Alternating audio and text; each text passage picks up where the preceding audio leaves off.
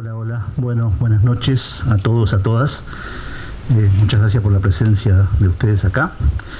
A nombre de Civiles y Letrados, huelga a decir que estamos conmovidos por la presentación del Pájaro que Tiembla. En los 26 años de Civiles y Letrados, somos responsables de haber editado con 4 libros de Elder. Fotonovela, Canción de Perdedores en el 96, 1996, primer título de la colección. Mal de Ausencias, 2002, y La Frontera será como un tema en el campo de manzanillas en 2 ediciones, la primera para Uruguay, 2007, y la reedición que hicimos en el 2020. En los agradecimientos, primero que nada,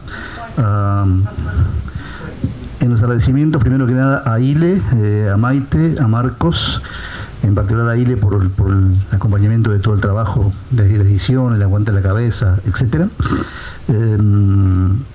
A los compañeros de equipo de Civiles, a María Laura y a Cecilia, que también aguantaron la cabeza todo este periodo. A Elena, por supuesto, por su lectura y por su injurioso trabajo. Y luego una larga lista, capaz que me olvido de alguno, que apoyaron en algunos casos en las lecturas del borrador, en algunos casos en comentarios respecto a la obra de Elder o a la vida de Elder, etcétera. Gabriel Caplún, María Rosa Silva, Mari Silva, Mariana Álvarez, Elizabeth Testa, Víctor Silveira, Marta Peralta, Jacqueline Ponzo. A Carlos Contreras, que anda por ahí, el fotógrafo. Van a ver la obra de Tasca, la obra de Carlos está en tapa y contratapa. Además, Carlos fue compañero de trabajo de Elder, y la foto que está en tapa en particular, él nos contó, la sacaron en una jornada de trabajo juntas y Elder la pensó como tapa. En realidad no era de tapa, sino la que está en contratapa y adentro está completa, de modo que ya la van a ver. Tenemos 2 correctoras en este libro. Nadia, que anda por allí, Nadia Pereira, y Melissa Pozo, que no pudo estar, que es de Colonia. Agradecemos el trabajo de ambas. Al diseñador nuestro, José Prieto, el Bebe. Fernanda de Palleja, que tanto en este libro como en el anterior, Fernanda de Palleja es docente de portugués y corrigió especialmente las versiones en portugués de los textos de Elder. Por supuesto a la sala y a Gustavo Zidane, su director. Capaz que saben ustedes, algunos sí lo saben, claro, él vivió acá a unas pocas cuadras en la calle Guadalupe, de modo que está bueno que presentemos el libro en este barrio. A Paula, por supuesto, a Roberto, encargados de la filmación, a La Máquina de Pensar y al Tungelé de Radio Cultura, que le dieron difusión a esta actividad. Y bueno, ya está, basta. Es que fue un trabajo, como ya lo dijiste, o tú, Elena, en la entrevista de prensa, fue un trabajo muy coral, y creo que de verdad correspondía, y está muy bueno que así sea. Gabriel Caplún, como ustedes notarán, no está acá, no es ni ella ni yo. Está viajando a Ecuador. El cambio de fecha de la presentación le complicó la agenda, pero vamos a tener el saludo de Gabriel a través de un video. Invito a Rosario a comenzar esta actividad. Yo para seguir con él. Bueno, quería agradecerle a Luis la idea de publicar este libro, de los materiales que habían quedado inéditos de Elder Silo, que es una manera de reencontrarnos con quien ha sido una de las voces mayores de la poesía uruguaya de las últimas décadas, y porque para quienes fueron sus amigos, y aquí hay muchos que fuimos amigos de Elder, también es una manera de reencontrarnos con esa voz entrañable y difícil de olvidar para todos. Pero sobre todo me parece que este libro completa una obra de particular coherencia que ha sido fiel a sí misma desde el primer día. En otra presentación, creo que fue la de Mal de Ausencias, en 2002, yo me acordé que un viejo profesor de literatura y crítico que se llamaba Guido Castillo solía decir que pocos son los poetas y los pocos que son, lo son muy pocas veces. Y yo decía en ese caso que Elder no solo lo era, sino que lo era con bastante frecuencia, cosa que siempre me había llamado la atención. Y lo había sido desde muy temprano. Así lo vieron nombres calificados de la poesía uruguaya. Su primer libro, Línea de Fuego, del 82, ganó el premio Club Banco de Seguros con un jurado integrado por Nancy Bacelo, Washington Benavides y Walter Ortiz Ayala. Cuadernos Agrarios, el segundo de 1985, tuvo el premio de la Feria del Libro con otro jurado en el que estaban Circe Maya, Enrique Fierro y Víctor Cuña. Y en su caso hay que reconocer el acierto de la tan criticada Oficio de la Crítica, que prácticamente en forma unánime saludó la aparición de Elder Silva como la de un poeta verdadero, de esos que son tan escasos en toda generación y aún en toda literatura. Desde su primer libro había allí una voz personalísima, segura de sí, que inauguraba lo que ha sido luego la marca de fábrica Elder Silva. Una fidelidad a sus orígenes que convive con una atención constante al mundo del presente, al oculto y a lo popular, y una persistente preocupación por comunicar, con la convicción de que la poesía ayuda a vivir.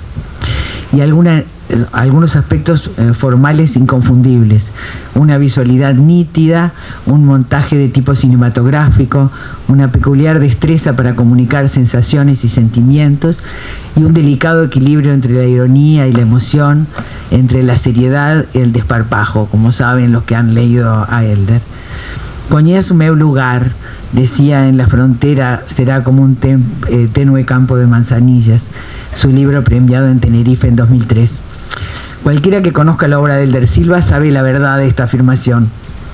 Elder supo ser leal a unas raíces que explican la índole personalísima de su poesía. Su nacimiento en un pueblo de La Valleja, un caserío que tenía 700 habitantes en la infancia de Elder Silva. En el límite de Salto con Artigas, tan cerca de la frontera de Brasil, su interés por las cosas mínimas y aparentemente insignificantes que tejen otra historia frente a la historia con mayúsculas, que también le interesaba, por supuesto. En muchos sentidos, Elder es un poeta de la frontera, con una forma de ver la cultura y hasta una manera de encarar el lenguaje que también se relaciona con ese enclave. Es interesante la aparición de esta poesía en un momento especial de la cultura uruguaya. La ruptura de los mitos nacionales que significó la dictadura hizo que aquella idea de país homogéneo que teníamos los uruguayos de nosotros mismos se pusiera en entredicho, ¿no? Y llevó a poner en atención las peculiaridades culturales, como sucede con el tema de los afrodescendientes en la literatura de Mario Delgado, o las comunidades inmigrantes en la literatura de Teresa Porcecansky o Alicia Migdal, o el tema indígena en Tomás de Matos. De alguna manera el lenguaje de la frontera había sido casi ignorado hasta entonces. Prohibido su uso en las escuelas, no había aparecido en la literatura uruguaya, con alguna excepción, como saben, la de Agustín Vicio y la de Olinto María Simoes, en los años 30 y 40, ¿no? Y en la frontera, como un tenue campo de manzanillas, Elder tenía una sección de poemas en portugués. Un portugués con una ortografía donde se cuela el castellano, ¿no? Y otros en portuñol. Y lo hacía de una manera menos pintoresquista que Vicio, más atento a esa cultura compartida de la región de la Triple Frontera. Y entonces podía pasar de una lengua a la otra con naturalidad. También en este libro que presentamos hay poemas escritos en portugués o relacionados con el portugués. Uno, de la canción 2 de Perdedores, escrito en español, se titula, sin embargo, O Sonho Acabou. Otro, de Sallé, Anunciação, está directamente en portugués, como Azuis, de Bukowski, escrito en Tenerife. Dice: se eu fosse um poeta de verdade, ficaria a morar para siempre en estas praias. Y es curioso que escrito en España, en las Islas Canarias, lo diga en portugués, que era una manera, me parece, como de reafirmar su condición, ¿no? Que yo no soy de por aquí, en definitiva, aunque aunque no fuera un gran poeta, como dice. Tal vez fue Elder quien abrió el camino para que otro poeta y narrador, Fabián Severo, hiciera su obra en esa frontera de la lengua que llamamos portuñol, que es una seña de identidad para la comunidad fronteriza. Otra frontera que traspasa la obra de Elder es el collage de poetas a las que alude, algunos como un homenaje, otros como una cosa intertextual. También eso es fronterizo, una forma de superar los límites nacionales. En este libro están presentes Nicanor Parra, Juan Cuña, Antonio Cisneros, Ernesto Cardenal, Roque Dalton, Circe Maya, Ferreira Goulart, Antonio Machado, Drummond de Andrade, Marosa Di Giorgio, Macunaíma, Luis Pereira, Juan Carlos Macedo. Todos ellos, de alguna manera, poetas comunicantes y algunos vinculados a lo que se llamó poesía conversacional. Hay, en lo que demora en secarse un par de medias, hay un poema que se llama No medio do caminho, que alude y dialoga directamente con otro de Drummond de Andrade. Pero estos poetas conviven en la poesía de Elder con personajes populares, con el fútbol, con el box, con las marcas de ropa o de la cosmética y con el ambiente de los boliches. Y como siempre hay músicos. Aquí están Leonard Cohen, Miquel Laboa, Luis Llach, Manu Chao, los Beatles, João do Valle, Violeta Parra y Eduardo Donoyan, su amigo, por supuesto. En más de una ocasión Elder dijo que como en su casa no había libros, su primer acercamiento a la poesía fue a través de la canción, tanto a través de Citarrosa y Osiris Rodríguez Castillos, como en la canción litoraleña o la brasilera. De ahí, aunque en él no hay nada de folclórico nativista, tal vez viene ese peculiar sentido musical que tiene su poesía, su manejo del ritmo, la música del verso. Y eso también se relaciona con aquellos recitales que hacía con músicos y que les había puesto el título de "Es mejor hacer poesía que dedicarse a robar", supongo que se acuerdan. Recorrió varios pueblos del interior con esos recitales, rescatando el sentido trovadoresco de la poesía, como ha señalado muy bien Luis Pereira. Uno de mis hermanos me contaba que en Bichadero, un pueblo de Rivera, cuando después del recital de Elder, la gente comentaba lo que le había fascinado. Y es muy probable que mucha de esa gente no hubiera leído poesía nunca, más que la de la escuela probablemente. Y sin embargo habían quedado totalmente conquistados con aquella cosa increíblemente comunicante que tenía Elder. Y está también en el libro el motivo del viaje, otra constante en la poesía de Elder, que ha sido siempre una poesía on the road, ¿no? Que miraba las cosas desde la ventanilla del ómnibus o de un auto, y esa mirada tenía un valor simbólico que es el que le da a la poesía. Aquí recorre sitios del interior como Arapey Grande, Montes, Míguez, Soliste, Atucura, Piedrasola, Polanco, y lejanos como Madrid, Tenerife o La Habana. Esa movilidad permanente, Elder solía explicarla por el descubrimiento del cine, por su sentido visual del mundo. Todo se me presenta en imágenes. Aunque vivo en Montevideo hace muchos años, me dijo una vez, siempre estoy en tránsito. Y como es una constante en Elder, está la experiencia del amor en el centro de estos últimos libros. El amor mezclado con la vida doméstica y cotidiana, con el acto de poner la mesa o de cortar el pan, la imagen de la ropa secándose en la cuerda, como en Iporá Otros Mundos, pero también en Canción de Perdedores, uno de los puntos altos de este libro, donde está el amor como pérdida, encarado con crudeza, con una mezcla de furia, despecho y pasión. La poesía tiene algo de crueldad en este caso, dicen O Sonho Acabou. Todo el libro es como un ejercicio de desahogo, un recorrido por el dolor que termina en el poema que da título al libro y que es también un gesto de perdón, porque uno se acostumbra a perder. Es difícil, pero uno se acostumbra, dice. Y hay también un tono melancólico en lo que demora en secarse un par de medias, que tal vez fue lo último que escribió. A esta altura, dice, sé que no escribiré ningún poema memorable, ni los sueños siquiera, sino acaso alguna nota más sobre este camino empinado de los días, dice en Manu Chao. Y en otro, la pulpa de las peras, el azúcar nacarado, los pequeños espasmos que las habitan, acompañan el declinar de estos días de mi vida. Parece incluir la cercanía del final, pero en algo no se equivoca, más bien en algo se equivoca, los que no nos equivocamos somos nosotros, porque es claro que este escritor escribió varios poemas memorables, como muestra este mismo libro. Y nada, para terminar quería decir que lo que le decía hoy a Luis, que es necesario publicar la obra completa de Elder Silva, que sí se lo merece y sobre todo se lo merecen los lectores. Gracias.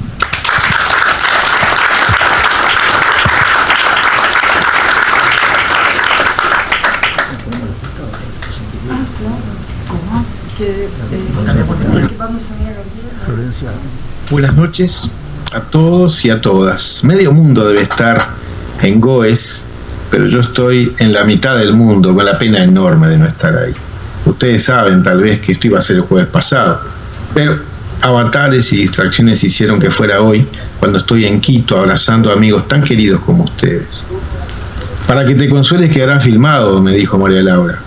No me consuela, pero al menos te pido que de a ratos apuntes la cámara para el otro lado, Paula, por favor, que mires para donde yo miraría si estuviera ahí. Porque para mí lo importante hoy era verles a los ojos y abrazarles después. Disculpen además si repito algo que Rosario ya dijo o si le robo a Elena algo que iba a decir. 4 años y una pandemia después, aquí está el libro que tanto esperé. El libro que había escrito cuando todavía podía escribir y que yo le leí una noche cuando ya no podía leer. Esa historia también está contada en el libro, como se la conté a Elena hace poco, pero antes, un triste 30 de agosto del 19, yo la había escrito en Facebook así. La penúltima vez que nos vimos fue en noviembre de su cumpleaños. Estaba Elizabeth, nos tomamos un vino y le leí casi llorando sus 2 últimos libros que no conocía y casi nadie conoce. Llorando al final, abrazados al final. Poesía maravillosa como toda la que escribió. La última vez que nos vimos fue hace 20 días. Él me llamó, que hace tiempo quería llamarme, que había sabido lo de Silvia, que quería abrazarme. 3 días después fui con otra botella de vino que tomamos juntos y nos abrazamos. Hablamos de Silvia y de las mujeres de nuestras vidas. No era fácil, porque le faltaban palabras, pero le sobraba corazón, como siempre le sobró, y nos entendimos. Me habló de uno de esos libros que ya estaba por salir, que el negro Luis estaba en eso y lo iban a presentar en varios lados. Nos sacamos esta selfie borrosa. No soy bueno para eso, o tal vez me temblaba el pulso. Le dije que un día de estos lo pasaba a buscar y lo llevaba aquí, pero se me fue mucho más lejos. Puta madre que lo parió. No sé si era el mejor poeta vivo del Uruguay. Algunos dicen que era, pero es seguro que era el que yo más quería. Y ya no está vivo, pero está, Elder querido. Entonces, ustedes saben que yo no estoy aquí por poeta o por crítico literario, sino en todo caso, tal vez, por el cariño y la escucha. Porque tuve además la suerte que él de llegar a mis cumpleaños con el mejor regalo, poemas para estrenar. Así fue, por ejemplo, que conocí estos versos cartoneros que ahora están en este libro. Recuerdos de vos, no son muchos. Destaco el helecho que me regalaste para mi cumpleaños y que en parte se lo comieron las hormigas. Una foto en Tiatucura, entre el verde del salsipuedes y tus ganas de retorcerle el cuello al mundo. Y esas medias caladas que te quedaban sexy, pero que arrolladitas entre mis medias, son poca cosa y dan un poco de lástima. Tal vez estoy aquí sin estar porque estuve también entre los consultados sobre si publicar o no Canción 2 de Perdedores, y aunque parece que todos le dijimos que no, o que no así al menos, aquí está, empecinado, porque como diría él, una línea roja aparta este poema de la muerte. Este que dice así: Amor y box. Para no pensar todo el tiempo en vos, me meto en un bar a ver boxeo. Tomo un jugo mientras miro la pelea de un chino con un blanco que bien puede ser norteamericano. Boxeadores de poca monta en un cuadrilátero de provincia terminan por aburrirme y volver a mis pensamientos acerca de tu corazón y tus hermosos ojos montesinos, ahora un poco pálidos, y del gancho a la sien que me diste con tu abandono apenas comenzado el 4º round. O tal vez estoy aquí aunque no esté por las ganas de poder volver a leer uno de esos libros que le leí a Elder en su último cumpleaños, el 13 de noviembre del 2018, y que está aquí completo. Y vuelvo ahora a leer con la misma emoción, o más bien con otra, tan igual y distinta, tan cercana y distante de aquel abrazo. Fue, claro, lo primero que leí a este libro, uno tras otro, de un tirón, en menos de lo que demora en secarse un par de medias, que así se iban a llamar y se llaman estos poemas que Elder escribió. Supongo alrededor de 2014 o 15, antes del ACB. Por eso quizás contienen todo su ABC, su saber hacer poesía, Ahí está, por ejemplo, el cariño peleón por sus amigos cuando cuenta que con Luis discutimos todo el tiempo sobre todas las cosas que ocurren en el sistema solar. También su manera de buscar la poesía en todas partes y de inventarla cuando no hay. Super Machado. Voy al market y me salteo la zona de cosméticos y de cremas para el pelo. Paso de largo por la fila de jabones, evito la pelea de los detergentes y me voy donde están las escarolas y radichas. No sé para qué entro a los supermercados y lo único que compro es el vino y algunas hortalizas que me alivian. Sueño encontrarme con Antonio Machado en estas grandes superficies. Saco raído, ojos lastimados por el amor, la desventura y su huella intacta y con un pan francés, pasando el código de barras por la caja 1. Ahí anda también su modo de driviar la vida. Ese día, cuando Uruguay ganó luego de 20 años, me encontré contigo a la salida del barrio. Me decías que eso, el encuentro, era el mejor gol en un atardecer horrible, como un alinearse de los astros. Nota. Creo que igual no sabría cómo desviar al córner los embates de tus grandes ojos en mi área más íntima. También podemos saber un poco más sobre su escritura y sus lecturas, y leo salteado. Estuve leyendo por enésima vez los poemas familiares de Laura Wigner y el libro de los celos de la Romana en Santa Fe. Apilados en mi mesa aparecen un solo tomo, conviviendo en paz con un diccionario portugués-español y un manual para el reconocimiento de plantas autóctonas. Leo esas cosas mientras veo tu retrato como fondo de pantalla en mi laptop.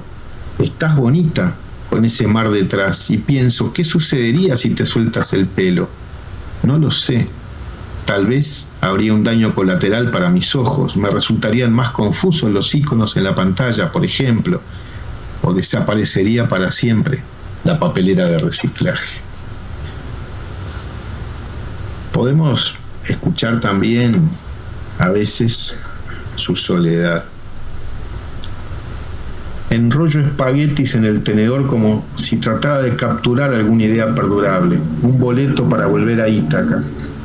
Pero Pueblo de la Valleja aún está demasiado distante. Pienso en los siguientes bocados y que casi todo va quedando lejos. La receta de la salsa putanesca que me dio Pino es más gustosa en pequeñas cantidades, especialmente cuando uno almuerza solo y es domingo y ya todos los amores se han marchado. También se pueden sentir sus tristezas de amor y sus tristezas del mundo. Opción Gorriones. Como advertía mi amigo Juan Carlos, en un país sin grullas, no tiene sentido salir a defender su supervivencia entre las especies del planeta, ni cantar a ruiseñores, ni a cornejas, ni a aquellos famosos estorninos que han poblado otras poéticas. Tampoco vienen cigüeñas a nuestros campanarios. Suerte estos gorriones picoteando migas de mi mesa en el verano. Se toman el trabajo de bajar de los aleros de las casas del barrio y venir a recordarnos una vez más que el amor y la poesía también tienen patitas frágiles como escarbadientes. A veces es, decía, la tristeza del mundo. Marco se ha pasado la noche leyendo a Michael Moore y a las 6 de la mañana me despierta para hablarme de los despidos masivos en Manhattan, de los negros perseguidos en su propia patria, de Mandela y de Fidel, amenazados por la CIA. Mi tristeza y mi falta de ilusión con sus 13 años y la certeza de que faltan muchos días más para la revolución. No se lo digo. A la tarde en el almacén incluyo en la compra un blister de Perifar Flex para dolores musculares y profundos. Pero, en todo caso, como ya nos avisó antes, no hay que confundirse. No confundir un verso con verse en letra impresa, con salir en las últimas páginas del diario, después de policiales y antes de los deportes, ahí donde la poesía verdadera es la que rueda como una pelota cierta al fondo de las redes. Y para mí es seguro que algo que dijo su amigo Juan Carlos Macedo, podemos decirlo de él. Después de Elder, nada ha sido igual en la poesía. Siento mucho entonces no estar ahí, pero gracias por invitarme. Civiles letrados o iletrados, letrudos o cascarudos, desde la mitad del mundo va este abrazo a Luis, a María Laura, a Elder y otro enorme para todos ustedes. Me toca a mí. Yo primero quiero decir que no nos presentaste, Luis. Agradeciste mucho, pero no presentaste a nadie. Primero, sí, no, pero además, a ver, acá hay mucha trayectoria, ¿no? Rosario Peirú, profesora de literatura, pero ha trabajado en crítica literaria en el País Cultural durante ¿cuánto tiempo, Rosario? Mucho tiempo, o sea, es una crítica muy respetable y además a quien Elder tuvo como referencia. Le importaba mucho lo que Rosario decía sobre su poesía y fue muy importante que presentaras su libro La cajera del Oxford. No sé si no presentaste algún otro, pero presentaste 3. ¿Qué libros presentaste, Rosario? La frontera y ¿cómo se llama el otro? Que relocité recién, ahora no me sale. No, por favor, no. Después, espérate que lo cité recién, dije, no me acuerdo si fue Mal de ausencias. Esos 3 y seguro. Bueno, así que tenemos a una crítica experta en Elder que presentó nada menos que 3 libros suyos. Bueno, aquí su editor, amigo, poeta, discutidor, todo, que fue el que tuvo la idea, bueno, junto con su equipo, todo lo que nombró y la autorización de los hijos, herederos de los derechos de la obra de su padre. Entonces, bueno, acá nos encontramos, y creo que Gabriel Kaplun, el que habló ahora, sí, que yo me enojo porque es muy nostálgico, pero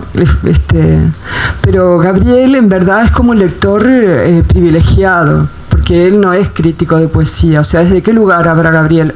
Desde otro lugar, que fue el del lector. O sea, yo en un verano en Balizas, yo iba a Balizas con mis hijos, eso de juntarnos en Balizas con los hijos. Bueno, iba Elder con Malí y sus hijos, y iba también Gabriel, que tiene rancho en Balizas, y andaba allí. Entonces yo le avisé de Elder, lo presenté, Elder hacía un cordero, qué sé yo, y de ahí empezó esa amistad, porque Elder hacía eso, ¿no? Cuando a alguien le gustaba, después él militaba en la amistad también. Y pasó esto de que a Gabriel, que le gusta celebrar los cumpleaños, lo llamaba, el otro venía, leía poemas, experimentaba, como hacía Elder con muchos, pero fue armando una amistad importante de autor-lector con Gabriel. O sea, Gabriel Kaplun, que es comunicador, es profesor en Facultad de Comunicaciones, fue director, o sea, ha tenido como una trayectoria muy importante en comunicaciones. Realmente habla desde ese lugar lo admiró por su poesía, por su persona, y todo se fue juntando, y así hoy nos habla desde esa pantalla. Bueno, y por último, acá estoy yo, Elena Corbellini. Hoy soy jubilada y escritora. He sido profesora de literatura fundamentalmente en formación docente. Soy magíster en letras latinoamericanas. Y esto necesito decirlo además porque es así. Hice la maestría en la Universidad de la República, que considero de una exigencia espeluznante, donde algo que debería salir en unos pocos años termina durando como 10 para hacer la famosa tesis. Y realmente era un desafío que yo sentía, tenía la necesidad de alimentarme intelectualmente, porque necesitaba nuevos conocimientos y nuevos diálogos para poder, en aquel momento era para hablar sobre el hebrero con cierta propiedad. Y bueno, de ahí terminé con un estudio sobre el hebrero, el aspecto autobiográfico, que era el que más me interesaba. Y bueno, después he continuado trabajando en esos rumbos con un grupo de estudios autobiográficos que fundé también en la formación docente.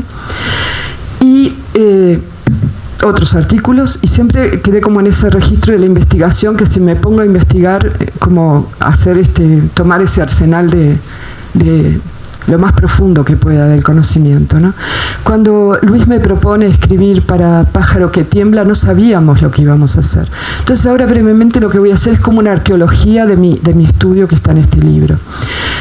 O sea, Luis dice, tenemos que publicar esto, vamos a ver. Bueno, los hijos, alguien avisó que no estaba pronto, maduro emocionalmente, o sea que ahí quedó estancado el proyecto, fue en el año 20. Y yo, como Luis te lleva a las apuradas, porque después te deja dormir, de golpe aparece ahora. Bueno, yo dije, bueno, esto sale en cualquier momento y me vuelve loca. Y tomé los materiales que él se proponía editar, que están aquí, y empecé a ver qué pasaba allí, ¿no? Qué pasaba leyendo a Elder. Y me di cuenta, algo que siempre pensé de Elder, y pensé, pero esto no está dicho. Elder es el poeta más importante que hemos tenido en materia de una postura política y una postura frente al mundo. Porque, a ver, no tiene sentido decir es el mejor, es el más o menos. Hay diversidad de voces y depende el poeta en qué género se inscriba, ¿no? Un poeta de una vertiente neobarroca o superculta, brillantes en su lengua, brillantes en su propuesta. Bien, pero acá estamos ante un poeta que empieza con Líneas de Fuego, con un proyecto de poesía y donde a lo largo de toda su vida rondó el mismo proyecto, el que yo llamo poética de la resistencia. Elder fue un resistente, él en su vida y forjó una poesía de la resistencia. Y eso me parece algo singular y único. Yo explico en mi prólogo que Elder resistió de todas maneras y a todas las cosas, porque nos conocimos resistiendo en dictadura en el Mincho Bar, que nos juntábamos y ya solo juntarnos en un bar lleno de humo terrible, yo era alérgica y no fumaba, pero bueno, y tomar grapas y hablar de poesía y hablar de los poetas y los escritores y todo lo que estaba prohibido era un acto enorme de resistencia. Que de allí además saliera los cuadernos de Granaldea, donde estuvo en la redacción Luis también y otros compañeros. Bueno, eso ya eran pasos enormes, porque a cada número, como hubo otras publicaciones, yo me refiero a esta porque es donde Elder estuvo directamente involucrado, con Cecilia Ríos, que está aquí, y eran actos de resistencia muy duros, porque sale un número y no sabía si te lo cerraban, si podía salir otro, cómo, de qué modo hablar, esas expresiones a través de metáforas, de que no fuera tan directo, de hablar de los tiempos oscuros, bueno, o sea, ahí fue la resistencia bajo dictadura, ahí esa producción de poesía, de cultura, de contactos, de reactivar lo que había y a la vez forjar nuevas cosas. Bueno, salimos de dictadura y viene el lío de forjar la democracia, porque evidente que no, todavía la seguimos forjando, ¿no? Es una construcción larga. Y entonces vienen otros problemas. Elder pasa a ocupar otros lugares, va a estar en el suplemento cultural, no, en las páginas culturales de La Hora. Y desde allí, de vuelta, ¿no? A enlazar, a escribir, a militar, van a aparecer nuevos libros. Y es resistir eso. ¿Cuál es el discurso ahora que estamos en democracia, todo lo que falta? Y después la caída de ideales. A ver, se cae el muro de Berlín. Elder era comunista. Los que no éramos exactamente comunistas éramos algo parecido. O sea, cayó la utopía. Se vieron un montón de crueldades, de cosas mal hechas, de que hasta ahora seguimos cobrando. Bueno, ¿qué hacemos con eso ahora? ¿Qué hacemos con esto que se cayó? ¿De qué seguimos hablando? ¿Vamos a vivir de la nostalgia? No. Elder nunca vive de la nostalgia. Y eso es lo que yo planteo también, que lo hace tan moderno. Él toma los trozos del naufragio, así que es lo que quedó, y a ver qué hacemos, y a ver a dónde apuntamos. ¿Dónde está la vida? ¿Dónde está la luz? En las relaciones, en el respeto a los derechos humanos, ver las migraciones, ver las fronteras. ¿Qué es ser un hombre de fronteras? Cuando le plantean, no, este es un poeta de fronteras. ¿Qué es ser un hombre de fronteras? Yo en realidad soy de fronteras porque no quiero fronteras. Es como si dijera Elder, ¿no? La frontera debe ser como un tenue campo de manzanillas. Deberemos todos poder circular, debemos poder estar, ser iguales. Entonces, esa idea de la justicia, de la igualdad, está presente en toda la poesía de Elder, desde el principio hasta el fin. También es la mirada sobre el amor, va por ese lado. La mirada del amor es con quién estoy, con quién voy, a quién seduzco, pero a la vez, ¿para qué la quiero, no? ¿Qué voy a compartir? Donde el amor, como señalaba Rosario, está en esos hechos cotidianos, en el modo de cortar el pan, en las medias que quedaron hechas un ovillo en la cama.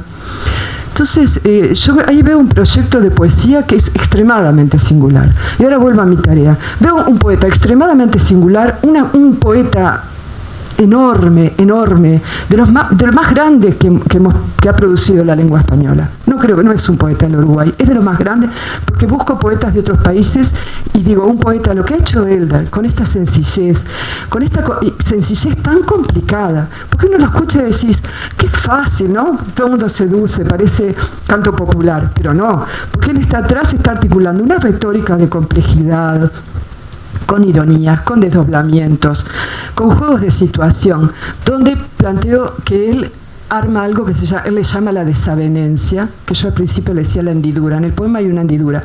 Él presenta una situación y de golpe allí se detiene donde hay un sufrimiento, donde hay pobreza, donde hay un dolor, o donde hay una iluminación, unos pájaros que cantan, el pájaro que tiembla en el alumbrado. Entonces, esa hendidura, esa desavenencia que articula Elder con su poesía, qué retórica más compleja en aparente sencillez. Qué difícil esto de decir cosas profundas, tan profundas, con una apariencia tan sencilla. Es como la cosa más elegante que puede lograr alguien con las palabras. Qué mago, Bueno, entonces después pensé, ¿y en qué sitio está hoy Elder Silva? Cuando murió Elder, a mí me dio bastante enojo, pero no culpa de nadie. Esto tiene que ver con la propia modestia del poeta. Él era un hombre modesto. No era un hombre que se hiciera ver, yo soy poeta, quiero estar en la academia, quiero que me hagan homenajes, quiero que hagan el velatorio allá en el Florencio Sánchez. Jamás se propuso nada de eso. Nunca se autopromovió. Nunca hizo nada consigo mismo en los lugares donde trabajó. Cosa súper respetable, porque esto casi todos han violado esta norma. Casi todos nuestros escritores en puestos públicos han violado esta norma. Él jamás se autocelebró ni el Florencio Sánchez, ni se dedicó a publicarse en cuadernos de Gran Aldea. Él entrevista a Darnoyan, siempre está ocupado por el otro. Entonces, ¿dónde arma su lugar Elder? Y por ahí, por la calle, por los pueblos, por donde lo escuchan, por los liceos, por las escuelas. Él va por su lado sin usar sus cargos ni sus... Entonces muere Elder y es el gran gestor de Florencio Sánchez, muy bien. Fue periodista cultural, qué gran persona, todo eso lo fue. ¿Y el poeta? Y al final, entonces los titulé, ¿y poeta? ¿No? Pero no, porque ante todo fue poeta. Entonces la voluntad de mi estudio fue dejar en claro esto. Ante todo, Elder Silva fue poeta, vivió como poeta, y lo que hizo en la vida, con sus desgracias y sus dichas, fue desde su visión del mundo como poeta. Fue intransigente en ese aspecto y produjo una obra entera en esa cuerda, en ese registro, que hoy la tenemos, podemos volver a él siempre leyéndolo, lo tenemos allí. Él va a seguir siendo el pájaro que tiembla cada vez que pongamos nuestros ojos en sus versos que siempre nos van a dar algo para vivir. Yo lo leo a Elder y encuentro una razón de vivir, él me detiene eso de alumbrar los escenarios de la pobreza y detenerse en vidas no estelares, como dice él. Se detiene eso y le echa luz. Aquí estamos, aquí hay que estar, aquí hay que acompañar. Bueno, esa es una lección de poesía y es una lección de ética que nadie debe olvidar, que no tenemos que olvidar, que debemos sostener, que debemos colocar la poesía de Elder en el lugar que tiene que estar. Debemos enseñarla en las escuelas, en los liceos, debemos cantarla y debemos celebrar que este país haya dado lugar, haya nacido un poeta como Elder Silva. Muchas gracias.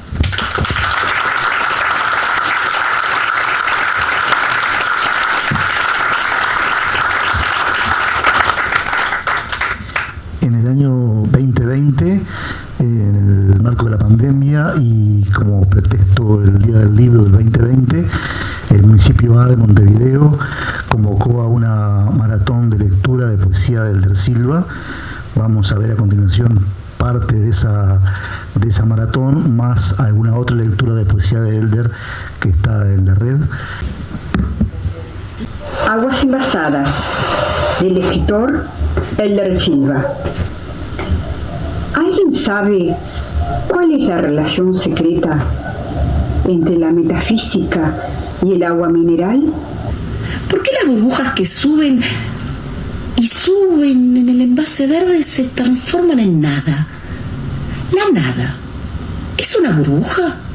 Entre la burbuja y la tarde, ¿escapan los ojos de una mujer amada? ¿O acaso las burbujas son señales de un mundo nuevo? De una ciudad sin nosotros. De una ciudad imaginada. Con burbujas como caricias, haciéndonos cosquillas en el ombligo, en el pubis. En todo caso, es bueno beber cuando se siente sed y que el agua mineral caiga como una redecilla entre el esófago y el pecho, donde el corazón derrama afectos. Escrito en un 125 al cerro. Solo en los poemas breves se puede aspirar a la calidad total, a la perfección de la palabra. Uno escribe cardales, por ejemplo, o escribe estiércol, anacahuita, y queda en el papel un sabor de agua verdosa, un ardor en la memoria. La historia se abre con un mamboretá aplastado en la retina, o recuerdo ortigales al lado de la empalizada allá en Sequeira. Cosas extrañas suceden en este viaje, secuencias que se acumulan, como en un poema de Marcial: el amor que no atormenta, aburre, como en los anuncios de gaseosas, esas cosas que no nos dejan mentir. Gato al sol. No es asunto interesante para un pasajero de Bari que vuela 7.000 pies sobre el litoral del país y apenas percibe el verde dominante, intenso en los campos de arroz, las venas de los arroyos y los tajos de las rutas nacionales. Tampoco llama la atención de los que se vuelven para Salto en el ómnibus de Spinatelli, ni acaso al almacenero enredado en los hilos de las ventas de fiado. Sin embargo, sentado en la puerta de esta fonda, no hago otra cosa que distraerme con el gato que duerme patas arriba, abandonado a moscas y jejenes, aturdido acaso entre ruidos del planeta azul de Gagarin, dueño absoluto de las sombras del sol. Agua enjabonada. Cuando tiendes la ropa en el alambre, esperas algo más que un lavado perfecto. Sientes deseos que tu camisa blanca se purifique algo en el tendedero, que el sol se recueste en el suéter comprado en San Pablo y lo vuelva más naranja, y apague las borrascas del día y la falta de confianza. Cuando veo mis medias sacudidas por el viento, espero no sentir el cansancio de esa danza cuando me las ponga para ir al trabajo. Hay cierto alivio y suspiras como en un spot donde publicitan jabones y hasta crees que algo ha sucedido con tu ropa cuando la descuelgas para ordenar en el ropero. El olor a ropa limpia tiene la belleza de tus ojos mirando en un cielo atardecido y algo de la escandalosa impureza del agua enjabonada. Shampoo. Con tu partida no se acabó el verano, ni primaveras ni otoños dejaron de moverse, ni aquel acantilado de basura se evaporó del barrio. Pasaron los carteros y los tauras, los vendedores de gas y los delivery. Los buses recorrieron el barrio como siempre y la vecina del tercero no preguntó por vos. El mundo no se paró con tu partida. Solo ese frasco de shampoo sedal para cabellos secos en el baño da cuenta de tu ausencia, porque a decir verdad, ahora que no estás, no se termina nunca. Cabellos al viento. Hermosa, como un campo de no me olvides. Has pasado al mediodía para el almacén. Anoche me decías que para ser feliz hay que cruzar el puente. Hay que ir más allá del Arapey grande, a la hora en que se van los pájaros, sin mirar nunca para atrás, porque los huesos de los parientes pueden pedir que te regreses. Has pasado para el almacén con el cabello suelto. Levanté los ojos del libro de Macedonio y he leído en tus sandalias mi futuro. Y he caminado contigo a orillas de tu boca, por un silencioso campo de no me olvides. Leeré, muchacha en un ómnibus. Te acomodás el pelo y mirás. Mirás por la ventana como distraída. O como si buscaras un número entre las placas que pasan fugazmente. Y te sonreís, apenas como un hábito de agua. cuando los semáforos cambian del rojo al verde y el ómnibus prosigue. O cuando el ómnibus parece perpetuarse, pero no. Y yo, como un delincuente, espío en tu nuca moviéndose y moviéndose en el otro asiento. Cuando inclinas la cabeza sobre la libreta de notas, donde seguro no hay una sola nota escrita, y sé que todo lo haces porque sabés que te miro. Y que estoy aguardando el mínimo descuido tuyo, o el descuido de tu cuerpo, o tus palabras. Más allá de los algarrobos están quemando campos. Para Patricia Severín en Reconquista.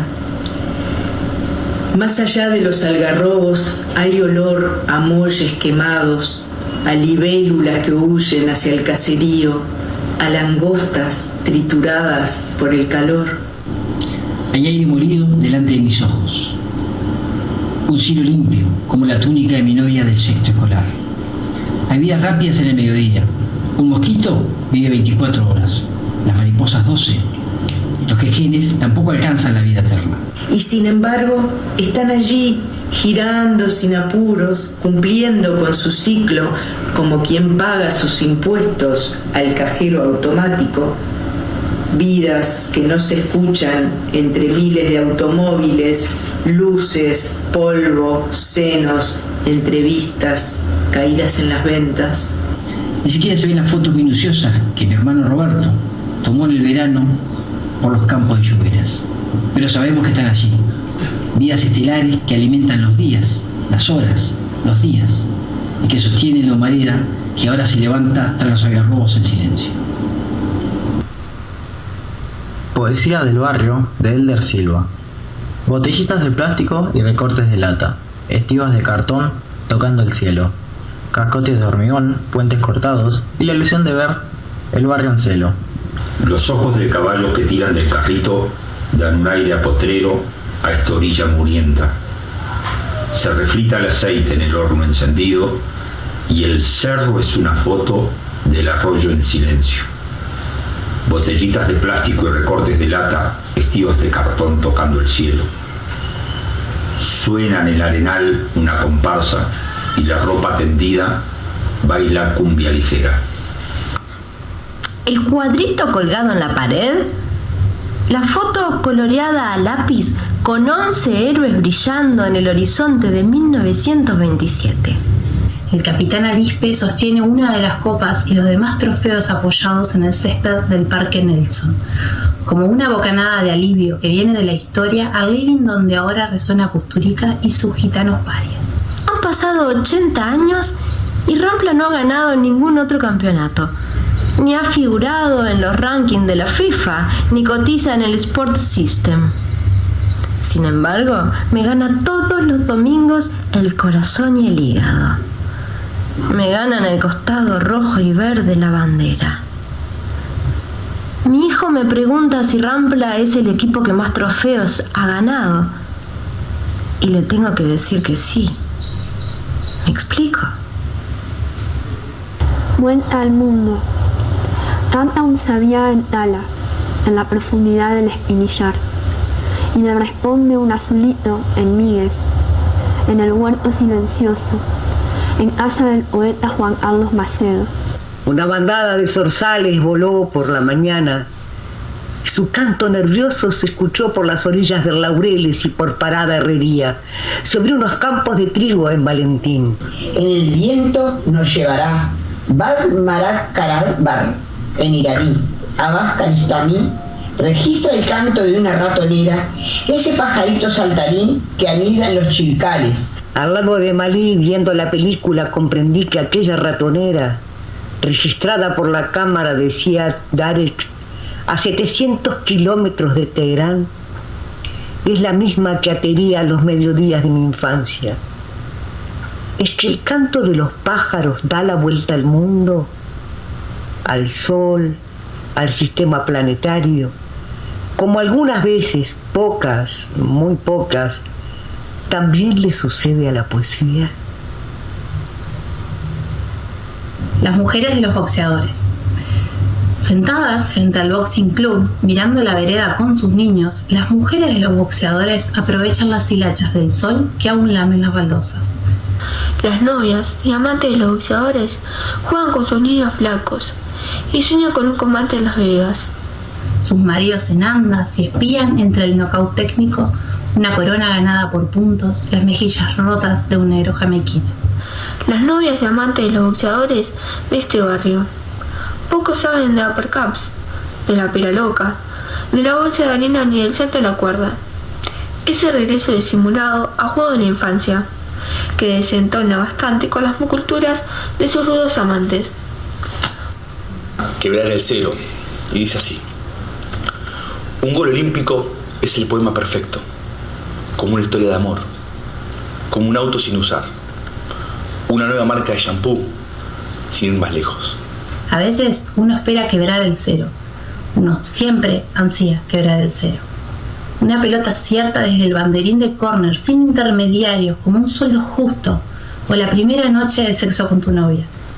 Y luego, las piolas en la red, sacudidas en la cámara lenta de todos los televisores de tu país. Cosas que emocionan, como deseos sin cumplir, como una utopía. ¿Acaso si existiera? La última tajada. Los tiempos se ponen duros y uno no tiene dónde caerse un miércoles de noche. Te sentás frente al televisor y entonces te dice que ha muerto Lev Yassin. La última tajada de la araña negra. Con un cáncer comiéndole el estómago y una pierna amputada hace 2 años, se murió el héroe deportivo de la Unión Soviética. El hombre al que solo le hicieron 6 goles en 27 partidos cuando el Dinamo de Moscú. El electricista que se enroló en los 3 palos de un equipo de hockey. Veo las atajadas siempre en blanco y negro. Paró 100 penales, dice el periodista, como si dijera: el muchacho se comió 2 docenas de pegas. Era el mejor golero del mundo, pero Garnochan lloraba arriba de un taxi y el chofer no entendía las lágrimas de un cantor flaco a las 9 de la mañana.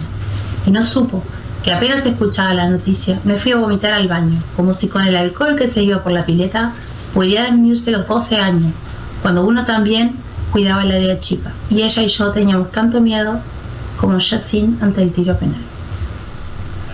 Volver 2. Vuelvo al barrio como esos caballos viejos al patio donde comieron alfalfa fresca alguna vez.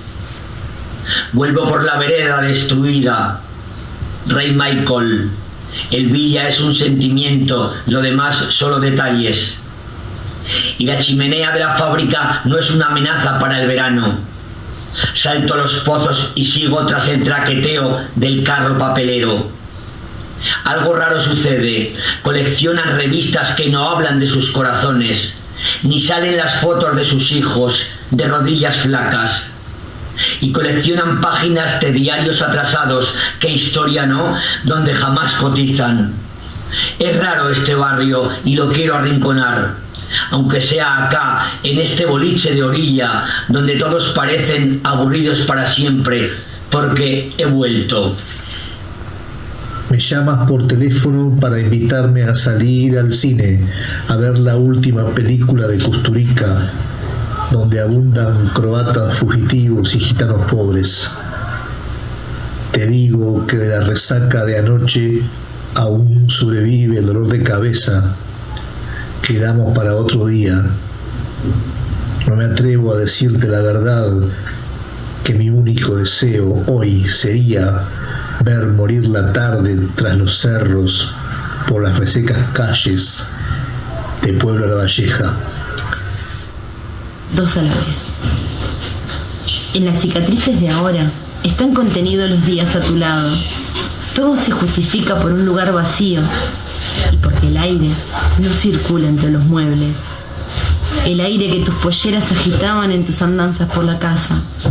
De noche, oigo crepitar a los helechos en tierra reseca, a los Beatles cruzando la peatonal en esa calle de Liverpool, donde obviamente tampoco estás ni me recuerdas.